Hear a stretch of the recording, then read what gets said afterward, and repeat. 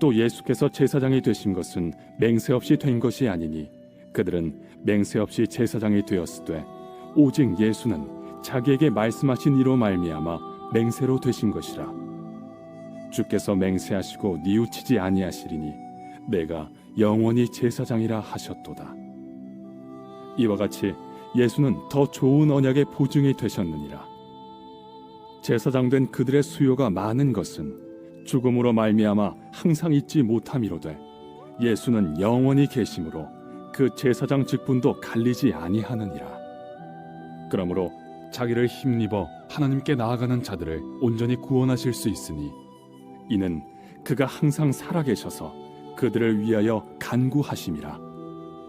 이러한 대제사장은 우리에게 합당하니 거룩하고 악이 없고 더러움이 없고 죄인에게서 떠나 계시고 하늘보다 높이 되시니라. 그는 저 대제사장들이 먼저 자기 죄를 위하고 다음에 백성의 죄를 위하여 날마다 제사 드리는 것과 같이 할 필요가 없으니 이는 그가 단번에 자기를 드려 이루셨음이라. 율법은 약점을 가진 사람들을 제사장으로 세웠거니와 율법 후에 하신 맹세의 말씀은 영원히 온전하게 되신 아들을 세우셨느니라.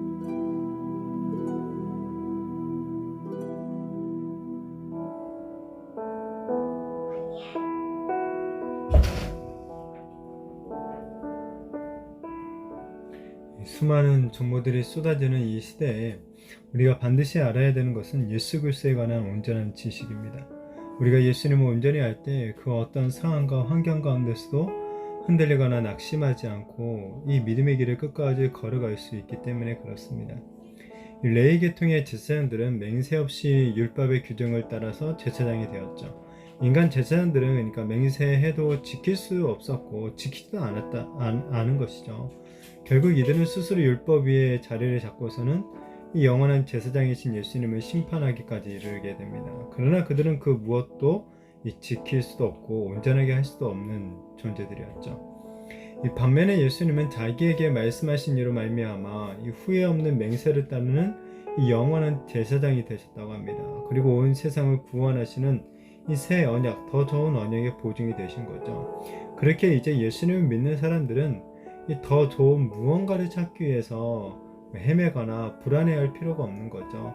우리가 영원한 하나님 나라에 들어가게 되는 것, 우리 자신들에게 달려있는 것이 아니라 바로 이 맹세하시고 그 맹세를 신실하게 수행하신 이 자기 아들까지 그 새 언약의 보증으로 보내주신 것을 통해서 이 확실한 보증을 보여주신 하나님으로 말미암아 우리가 이 하나님 나라에 들어가게 되는 거죠. 그렇기 때문에 이 구원에 대해서 우리가 불안해할 필요가 없는 거예요. 더 좋은 언약의 보증이 되시는 우리 예수님만을 우리는 더욱 믿고 의지하기만 하면 되기 때문에 그렇습니다. 이 레위 계통의 제사장들은 언젠가 죽음을 맞이해야만 합니다. 그래서 제사장들의 수요가 많아진 거예요. 이 많아지는 것 자체가 문제는 아니었지만은 결과적으로는 어떻습니까? 그들이 악함과 교만과 위선이 이 대물림되어서 예수님 시대의 극에 달했었죠. 결국 제사장들이 앞장서서 하나님의 아들이신 예수님 십자가에 못 박아 죽이고 말았습니다. 이 제사장들은 이렇게 일시적인 중보자 역할을 감당했을 뿐이에요. 그러나 예수님은 영원히 계시기 때문에 예수님의 제사장 직분도 갈리지 않고 영원한 거죠. 인간 제사장은 그 생명이나 직분도 영원하지 않기 때문에 결국 우리들에게 구원해 줄 수가 없습니다. 다시 말하면은 인간 제사장이 잘하든지 못하든지 간에 죄인에 불과하다는 거예요. 이런 사람을 이 의지할 대상이 될 수는 없죠. 우리가 영원히 의지할 대상, 오직 영원한 대제사장이 되신 예수님밖에 없는 거죠. 예수님만이 우리를 영원히 구원하실 수가 있는 것입니다. 이 저자는 당시 유대주의의 유혹을 받아서 다시 옛 율법으로 돌아가고자 하는 이 유대인 개종자들에게 분명히 경고하고 있는 거예요. 우리가 완전한 구원을 위해 붙들어야 될 분 오직 예수 그리스도라는 거죠. 하나님과 우리 사이를 중보하실 분 오직 예수님밖에 없다라는 거예요. 예수님이 우리를 위해서 대속제물이 되어 주셨고 지금도 하나님 우편에서 우리를 위해 여전히 강구해주고 계신다는 거죠. 하나님과 우리 사이에 막힌 담을 허무시고 우리에게 영원한 구원을 주신 분 오직 예수 그리스도밖에 없음을 믿으시기를 바랍니다. 정말 지금도 살아계셔서 우리를 위해서 중보하고 계시는 우리 예수님을 더욱더 온전히 신뢰하며 이 어려운 시대 가운데서도 우리 주님께서 주시는 큰 위로와 이 평안들을 누리게 되어지기를 축복합니다. 인간 제사장들은 인간이며 죄인이었기에 먼저 자신들의 죄를 위한 이 속죄제를 드려야만 했죠. 이들은 백성들에게 그러니까 온전한 구원을 줄 수 없는 이 연약한 존재에 불과했다라는 거예요. 이 제사장들은 완전하고 영원한 구원을 주실 예수 그리스도의 그림자에 불과한 거죠. 이 레위 제사장들은 자신들도 구원할 수 없는 연약한 인간에 불과했지만 우리 예수님은 흠과 티가 없는 완전한 제물이 되어 주셨죠. 예수님은 자신의 죄로 죽으신 것은 아니죠. 만약 자신의 죄 때문이라면 예수님은 십자가에서 고난을 당하실 이유가 전혀 없었죠.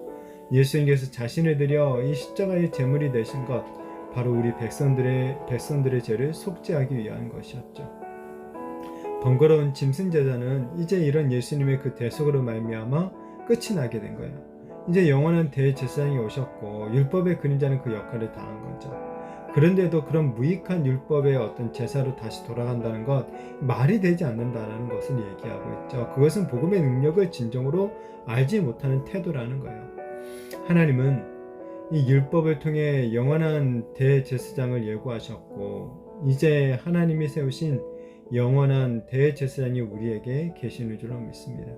하나님은 당신의 아들 예수 그리스도를 통해 단번에 이 영원한 구원을 이루셨습니다.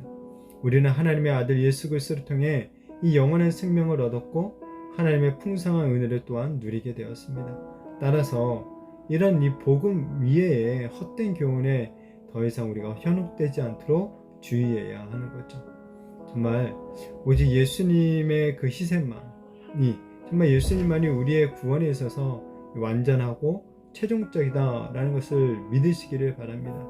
예수 그리스도의 그 십자가의 보혈의 은혜만을 우리가 믿음으로 말미암아 정말 그 예수님의 은혜들을 온전히 받고 정말 그 은혜 또한 그 말씀에 온전히 순종하며 살아가게 되는 저와 우리 모든 성도님들이 되시기를 예수님의 이름으로 축복합니다.